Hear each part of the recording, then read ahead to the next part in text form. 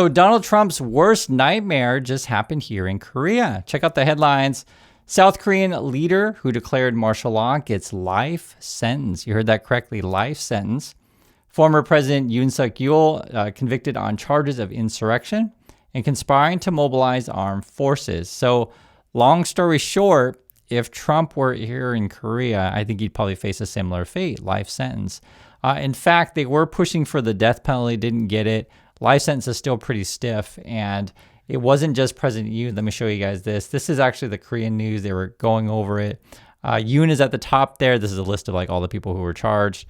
Yoon is the top with the life sentence. And then other of his people also got charged. You got one guy at 30 years, one at 18 years, another at 12 years, 10 years, 3 years, and then two people got off. I guess there wasn't enough evidence. But this is what democracy looks like, right? Not everyone necessarily going to get a life sentence or full punishment. It depends what you did, what you knew, when you knew it, these kind of things. And part of what the judge was saying is basically you're attacking democracy. That's another way to put it.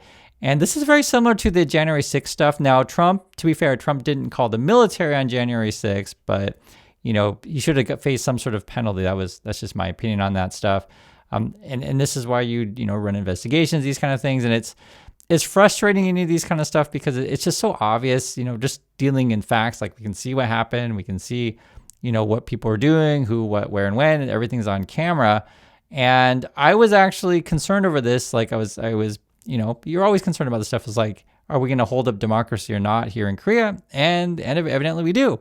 And again, life sentence for Yoon. And it matters, right? Because you don't want necessarily have these people get off like you do in Trump, but then you just feel like, are we living in this lawless place, right? So we're not. Here in Korea, we're not lawless. You can see it. South Korea's ex-president escaped death sentence in martial law trial. The judge says, quote, Yoon's act of sedition fundamentally undermined the core values of democracy. And if you don't know, Yoon and Trump are kind of the same thing. When Yoon was running, they were calling him like a mini Trump or Korea's version of Trump or whatever. This old dude spreads conspiracy theories. I think he drinks a lot. So that's a little bit different. Trump, I don't think Trump drinks, but Yoon was like known to drink a lot. And then he watched like these really crazy whacked out YouTuber people. Yoon's party is tied to cult type people who are involved with a bunch of bribes. And I do mean cult. Not like cult of like Elon Musk cult, but like cult, the whole church and the whole 9 yards.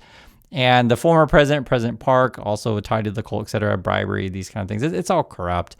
And you always wonder, like, who votes for this crap? Like, why would you, support this Yoon guy?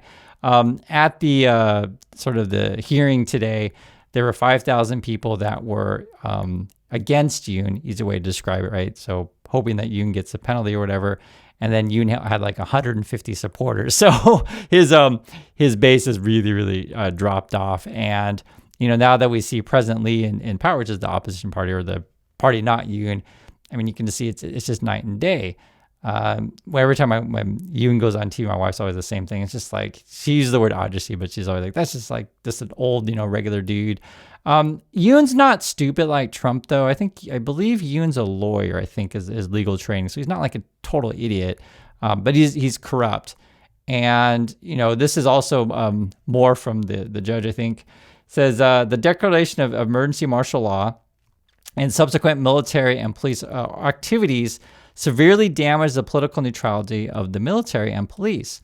Lowered South Korea's political standing and international credibility, and resulted in extreme political polarization.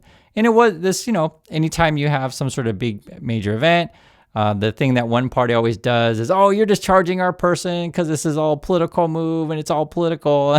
so, I hate it when people say that stuff because like some things just shouldn't be political, meaning that someone commits a crime, you go through the courts. It's not about we're against your party or anything. It's just, you're committed a crime, right? That kind of stuff. So you guys know how these arguments play out. So that's been divisive. And I'll just say this, I've seen it within my wife's family. Some of these people are still Yoon people.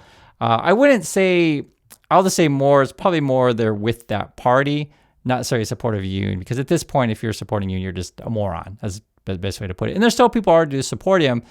But the tricky thing is with this stuff, my wife always refers it to as like a religion. It's kind of like there'll be people who figure out, my God, Trump's a moron, right? I'm not going to support Trump.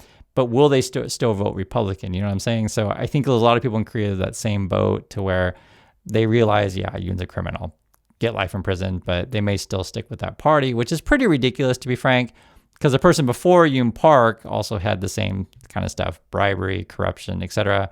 Ended up getting removed and imprisoned and stuff. This is the history of that party. They're basically Republicans.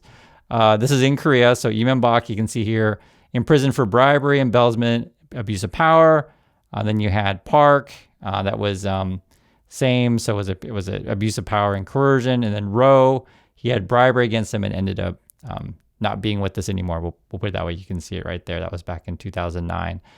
So the Korea has like a long history of corruption in politics, and hopefully we're over this stuff. I mean, it's hard to explain. It's a different history than USA, and it's frustrating to go through this stuff because there's a movie which I keep telling you guys to see. I can't recommend it enough. It's called 1987, When the Day Comes, and it's just a fantastic movie. And you have to understand, there's always going to be different types of people in a country, right? There's some people who are like, hey, I like democracy. Let's push the country forward. There's other people, I wouldn't say necessarily hate democracy, but it's more like, I got connections and my friend promised me jobs, or my friend said I'll have a bunch of money if we go that certain kind of route. And it's just corruption, right? And so essentially what it ends up being as we go and pushing forward is we're pushing, closer to where we need to be. If you're corrupt, remove you from power, get you life in prison. I mean, I think it's a good way to put it. The elections are very, very close here, though. If you look at the last one, this was back in March 2022. Yoon wins the presidential election over President Lee, so this is the before, by just 0.73%, the narrowest margin in any South Korean presidential contest, right?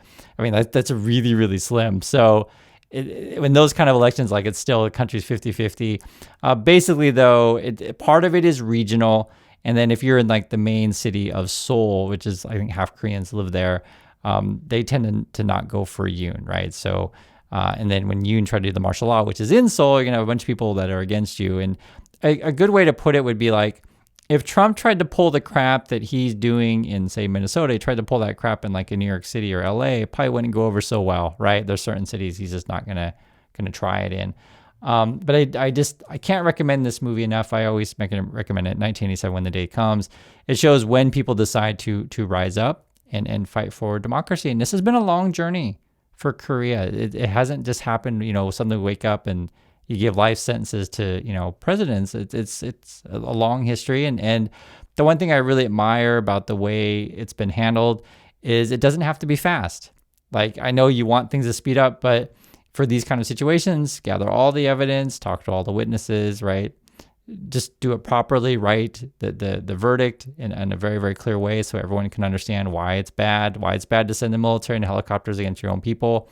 And then also give the other side a chance to defend themselves, right? That's fine. You can defend yourself, but ultimately you're going to get life in prison because you're guilty. But that's rule of law.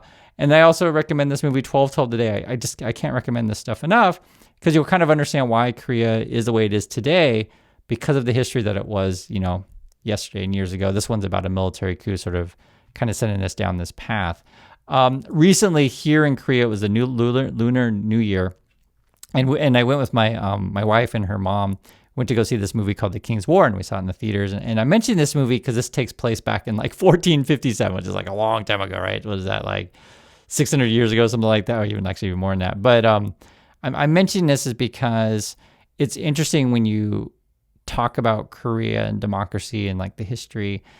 It's similar and different than the USA in terms of how people think about the past. And there's two words I want you to just think about this stuff. One would be sort of like heritage, sort of like, what is this part of history? And also too, nostalgia.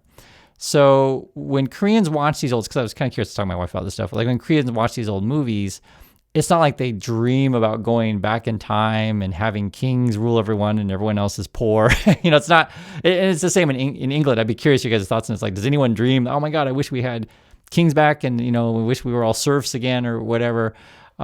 It's not like that. That's just part of the history, right? That's just part of the history of the country. And then going forward, one of the things that Koreans are really proud of, and it doesn't matter who you ask, it can be the right, left, or whatever, is the progress and development of the country. And some people say, well, we developed because, this would be more on the right-leaning side, we developed because we had dictators, and dictators could, get everyone on one side and order you to do things, and we would move fast, right? And I get that argument. And then you have other side, which, later parts in history are like, okay, we got past that dictator part because maybe it did push us forward in some ways, but it was holding us back in other ways because there's different phases of development. And, I came here, was it back after the great financial crisis in USA, came here to Korea. And I'll just be frank with you guys, and I've said this many times on the channel, I read about my book. I didn't like Korea that much. I came here because there was more opportunity than China or Japan at that time. And it turned out I was correct, and I picked wisely. And so sometimes people say, Chris, you're so lucky to be in Korea.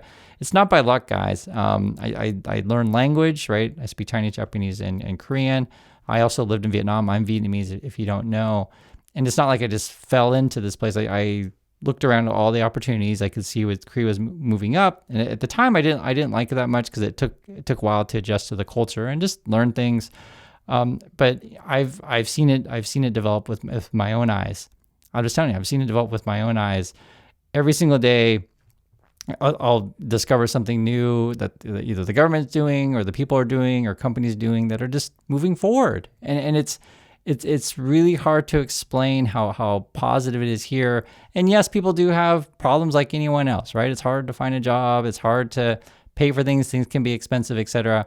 But I don't necessarily feel like the government's purposely trying to destroy the country, which is basically what the Trump people are doing. That's just whacked out. In terms of the Yoon situation, sure, the dude was completely whacked out the same way Trump was, but the guy got life in prison. And so this is a good day for democracy. And again, I recommend see those old movies that I was mentioning to you. And I want to get back to that nostalgia heritage thing. If you want to understand Americans, the Trump people, they think about say the past as nostalgia, I not only is that part of our past, I really want to go back to, days of plantations and stuff like that. And the days of all the people around with white hoods. It's just crazy. And I think one of the biggest things that is so important with any one of these discussions that we talk about on the channel, be it politics, economics, history, or whatever, talk about these things in an honest way and be willing to listen and learn about stuff in a truthful way. The biggest problem right now that you have in the USA or in many countries is much of entertainment or what you see on YouTube is just people fighting. It's not really a real discussion. We just want to watch people fight and call each other names. And I'm not really into that myself. I just tell you the truth. That's it. Is it true though that Yoon is a criminal and got life sentence? Absolutely true. It's absolutely true. And there's not really much nice things you can say about him. And I know sometimes I can be kind of mean to the Yoon people. But that's not necessarily the focus of my channel, and I'm telling you exactly what's going on. Don't vote for corruption. Don't vote for someone who calls the military against your own people. I don't think I'm saying anything whacked out. It should be pretty obvious. And evidently, though, it is obvious to the majority of the people. Again, here in Korea, 58% wanted capital punishment. They thought that was okay. So that's how different it is, the reaction to what Yoon did, and compare it to, say, the reaction of what Trump is doing right now. So that's my thoughts on this. I'd like to hear yours, and I'll catch you on the next video.